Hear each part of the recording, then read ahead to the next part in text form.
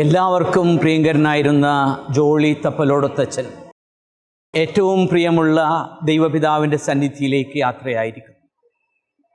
ഈ ഒരു വേർപാട് തീർച്ചയായും അച്ഛനെ സ്നേഹിക്കുന്നവർക്ക് ഒരു വിങ്ങലും വേദനയുമാണെങ്കിലും വിശ്വാസികളായ നമുക്കേവർക്കും അച്ഛൻ്റെ യാത്ര സ്വർഗസന്നിധിയിലേക്കാണെന്നുള്ളതിന് വലിയ ആശ്വാസം, പ്രത്യാശ പകർന്നത്. ജോളിയച്ഛനെ വർഷങ്ങളായി എനിക്കറിയാം. ആലുവ കാർമൽ ഗിരി സെമിനറിയിൽ അവിടെ പഠിപ്പിച്ചുകൊണ്ടിരുന്ന സമയത്ത് ആ ക്ലാസ്സുകളിൽ ജോളിയച്ഛൻ വളരെ സജീവതയോടുകൂടെ പങ്കെടുത്തിരുന്ന വൈദിക വിദ്യാർത്ഥികളിൽ ഒരാളാണ്. ഒരു വൈദികൻ എന്ന നിലയ്ക്ക് തീഷ്ണതയോടെ ചുറുചുറുക്കോടെ കൂടെയാണ് അച്ഛൻ എന്നും അജപാലന ശുശ്രൂഷ നടത്തിയിരുന്നു.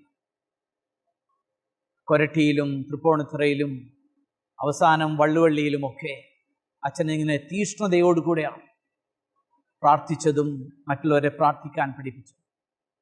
ലൂർദ് ഹോസ്പിറ്റലിൽ രോഗികളോടൊപ്പം അവർക്ക് സ്നേഹത്തിൻ്റെ, സാന്ത്വനത്തിൻ്റെ സാന്നിധ്യമായി ജോളിയച്ഛൻ എപ്പോഴും ഉണ്ടായിരുന്നു.